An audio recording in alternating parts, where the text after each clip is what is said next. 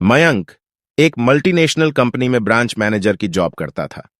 एक दिन मयंक को ऑफिस से घर जाने के लिए लेट हो गया था। सर्दी की मौसम होने के कारण रात भी जल्दी हो गई थी। ठंड भी बहुत शुरू हो चुकी थी। रास्ते में चलते चलते मयंक को अचानक एक आवाज सुनाई दी। रुक जाओ। मयंक वहीं पर ही रुक गया और पीछे मुड़ के देखा, लेकिन पीछे कोई भी नहीं था। फिर से वही आवाज सुनाई दी, सामने देखो। जैसे ही मयंक ने सामने देखा तो उसे जमीन पर कुछ चमकती हुई चीज दिखाई दी। मयंक दौड़ के उस चीज के पास गया और देखा तो यह कोई साधारण चीज नहीं थी, बल्कि एक चमकता हुआ हीरा था। उसने वह हीरा अपने हाथ में लिया। उसकी चमक देखकर मयंक की खुशी का पार ना रहा। लेकिन मयंक को कहां पता था यह कोई साधारण है या नहीं, बल्कि एक मायावी हीरा है। अचानक उस हीरे में से आवाज आई, अगर तुम्हें और हीरे चाहिए तो इस जमीन को खोदो। इस जमीन के नीचे बहुत सारे हीरे हैं। मयंक खुश हो गया। उसने उस हीरे को अपनी जेब में डाला और जमीन खोदना शुरू किया।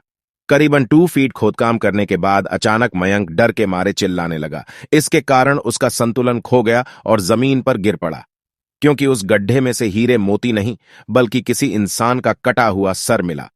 अचानक वह सर हवा में उड़ने लगा और बोला, डरो मत, मैं तुम्हें कोई हानि नहीं पहुंचागा। मैं तुम्हें बहुत सारे हीरे जवेरात भी दूंगा। बस मेरी बात ध्यान से सुनो। मैं जहां जाता हूं वहां मेरे पीछे आओ। फिर वह सिर हवा में उड़ा और जंगल की ओर बढ़ने लगा। करीबन 1 किलोमीटर चलने के बाद वह सिर रुक गया। मयंक भी रुक गया। फिर उस सिर ने मयंक से कहा, इस जमीन के भीतर बहुत सारे हीरे मोती जवाहरात छुपे हुए हैं। इस जमीन पे खोद काम शुरू करो। उस सिर ने कहा, अब तुम्हें एक आखिरी काम करना है। उसके बाद मैं तुम्हें माला माल कर दूंगा।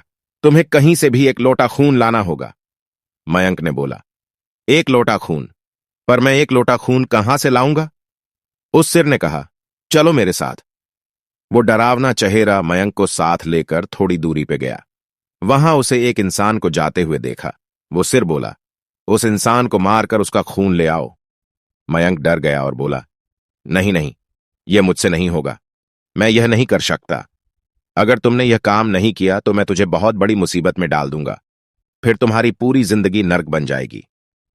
उस सिर ने अपने तंत्र मंत्र की शक्ति से एक छुरी और लौटा प्रकट किया और गुस्से से बोला, अगर तुम मेरा यह काम नहीं करोगे तो मैं तुम्हारे पूरे परिवार को मौत के गाड़ उतार दूंगा। मयंक ने मजबूरी में आकर उस आदमी को मार डाला और उसका खून लेकर उस सिर के पास गया। उस सिर के कहने पर मयंक ने खून को उसके शरीर पे डाल दिया। फिर कुछ ही देर में वो कटा हुआ सिर उस शरीर पे जुड़ गया। यह सब देखकर मयंक की हालत अब खराब होने लगी।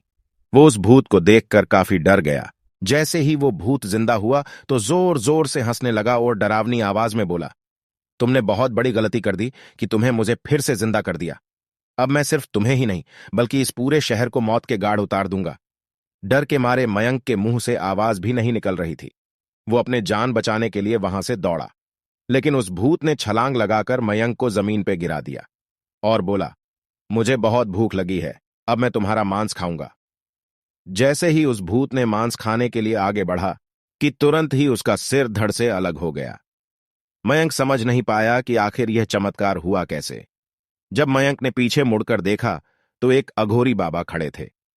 उस अघोरी बाबा ने कहा, जब तुम उस आदमी को मारकर उसका खून ले जा रहे थे तभी मैंने देख लिया था और समझ गया कि कुछ तो बुरा होने वाला है। इसीलिए मैं तुम्हारे पीछे पीछे यहां तक चला आया और मैंने अपनी मंत्र की शक्ति से उस भूत को फिर से मार दिया। अब तुम निश्चित होकर अपने घर जाओ। अब तुम पर कोई खतरा नहीं है। आज भी मयंक उस बात को याद करता है तो उसकी रूह तक कांपने लगती है।